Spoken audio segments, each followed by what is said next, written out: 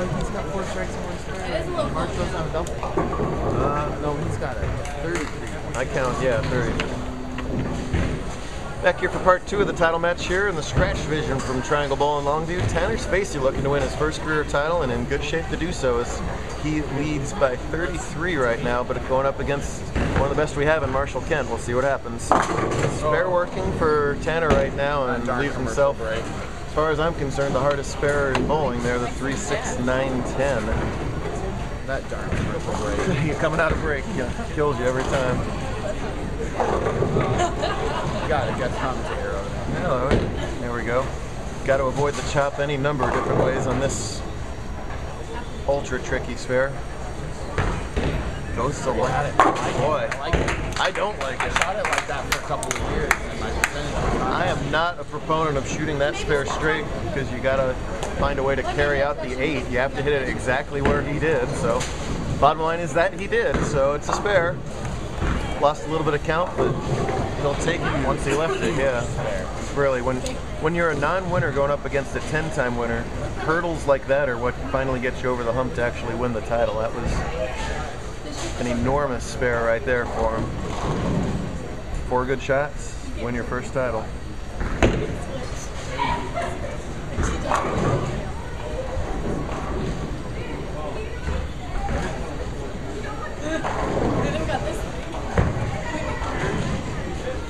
Oh yeah. 1 down, 3 to go right there, as that might have been his best shot of the whole match so far as he gets 20 in the pit.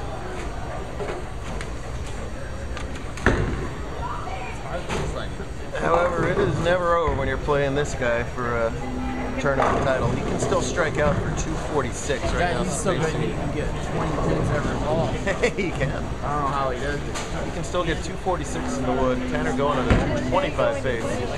So there's still time left on the clock here, as they say, but kind of imperative that he strikes here. Big shot, high. I wasn't saying good. Both in the handicap and the scratch division from over-under has finally developed after pretty much a score fest on a theoretically challenging pattern. The hook spot is too hooky right now, and the hold spot is too holdy. That makes you have to fine-tune it just a little bit here.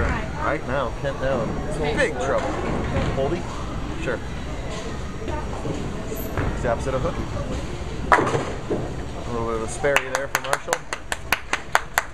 But instead of 226 being his max strike, 246 being his max, that drops 20 to 226 max. He can still put pressure on Tanner as he's got a 225 with spare strike, spare strike. But I didn't think they were going to miss the pocket the rest of the way here. I thought they both got it dialed in, but both of them did. That commercial break, the lights that burned up the world. I think they both like this lane better though, and Marshall gets to finish on that lane, so that's another variable. Never mind, forget I said that. Good break there. That's about the only good break on that shot, is that they didn't knock the 6 out to leave the 310. Those are 2 shots that Kemp would like back.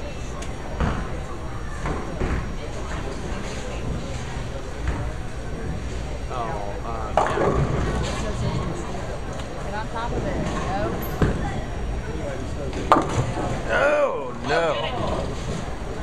Almost gets the back door, but doesn't. Funnily enough, he would have made the 310 if the 6 had fallen out of that one after all. But not to be, and Tanner Spacey is in the big-time driver's seat here. You look at some of the bowlers that have a chance to dominate. We talked about Tanner obviously being one of those. Michaela could have a dominant year next year. Jeremy Witt is about to, he still hasn't won a title. He could win multiple wins next year. Josh Mullen came oh so close to some wins this season. Hasn't yet broken through. John Jordan had 1 win this year, could have a lot more. Tristan could have a big year. So even though we're losing a lot of big names, there is a lot of sort of that next batch and is chomping at the bit to become stars themselves. It's going to be an interesting season next year. Interesting,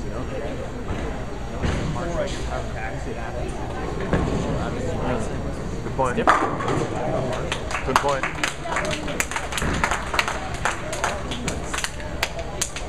I That's going to lock it up. If Tanner opens twice, he'll be in the 2 teens. Marshall only got 202 now. Guess what, folks? We have a newly minted Scratch Division champion. Ty's back here, Tanner's coach. Ty was also Evan's coach back in the day. I'm sure he is very, very proud of his pupil right now.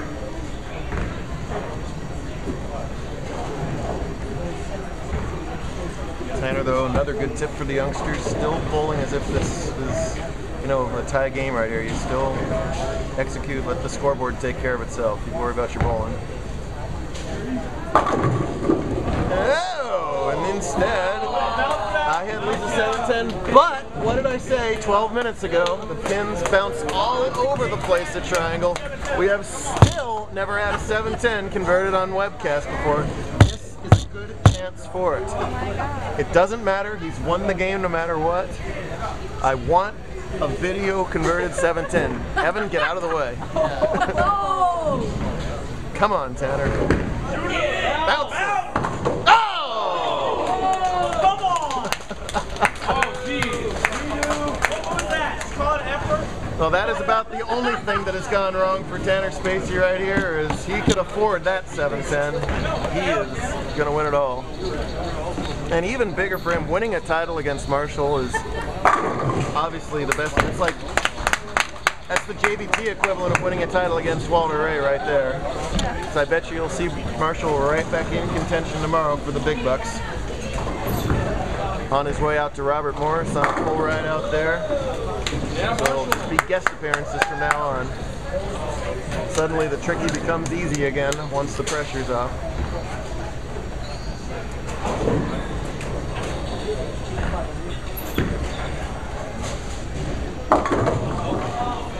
Oftentimes on tour, when you win your first one, that kind of opens the floodgates and you start winning them in bunches. This could be a big, big kickstart to Tanner's career. We'll see what happens. Can I say something to Cameron? Cameron Weir would like to have a word on camera.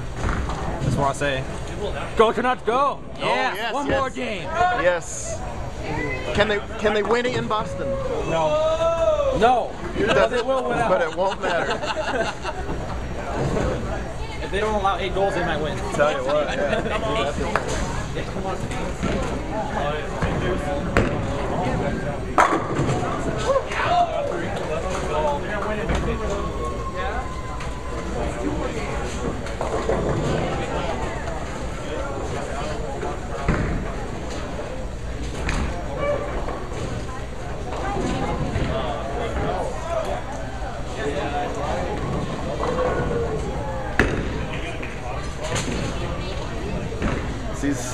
That's Tyler over there in the corner.